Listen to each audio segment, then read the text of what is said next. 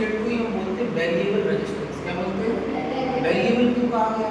Variable इसलिए कहा गया क्योंकि इसके मान से हम क्या करते हैं, रेजिस्टेंस की मान को घटा बढ़ा करते हैं। कल हमने इसको देखा कि किस तरीके से रेजिस्टेंस के मान में क्या हो रहा है, घट रहा है, बढ़ रहा है। वेरिएबल रेजिस्टेंस हम उपयोग कहाँ पर करते हैं? जब आप डीसी मोटर के फील्ड के द्वारा आप किसी मोटर को स्पीड को कम ज़्यादा करना चाहते हैं तो उसके फील्ड वेरिएशन को हम चेंज करके चेंज करके क्या कर सकते हैं, उसकी स्पीड को बढ़ा घटा सकते हैं। तो आज हम इसी तरीके से देखें कि स्पीड काम कैसे करेगा। तो हम सपोज मान लेते हैं इसका एक वायर हम इसमें डालते हैं, इसमें डालते हैं, इसमें डालेंगे, इसके एक पॉइंट पर डालेंगे, इस पॉइंट पर डालेंगे,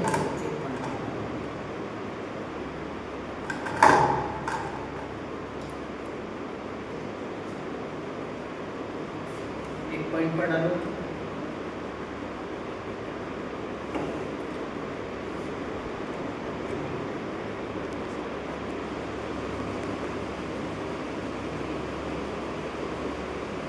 ठीक है। और उसमें उसको थोड़ा सा टाइट करो,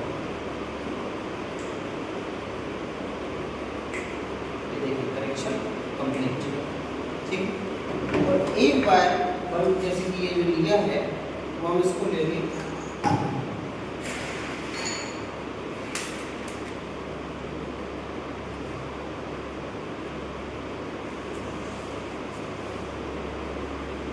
इससे होते हुए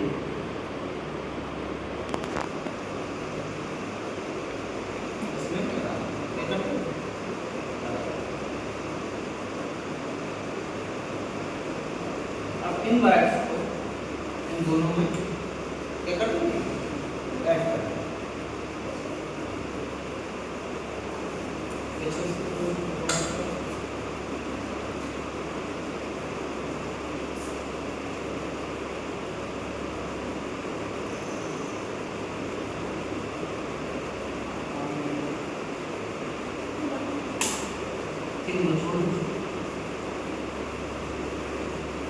अब इसमें पूरे में करंट आ रहा होगा, तो बी केयरफुल कि आपको प्लास्टिक नहीं दिख रहा है, इसके पकड़ करके आपको ऐसे घुमाना है।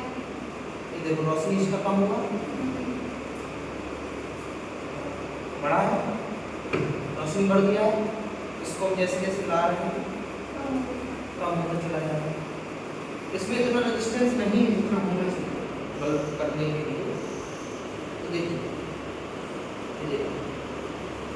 स्लो हो जाता है थोड़ा सा, जैसे ही हम इसको रेजिस्टेंस पे यहाँ पर लाते हैं ये थोड़ा सा ब्राइट हो जाता है, ये क्या है, रेजिस्टेंस।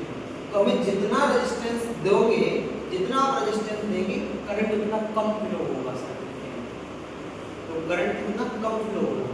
तो जैसे ही आप इसको यहाँ पर जोड़ेंगे, ये देखिए ये करंट क्या हो रहा है, ज़्यादा फ्लो हो रहा है, क्योंकि रेजिस्टेंस जैसे जैसे कम होता है वैसे ही आपका करंट बढ़ता है। तो जितना करंट ज़्यादा बढ़ेगा रेजिस्टेंस भी उतना कम होना चाहिए, तब बढ़ेगा।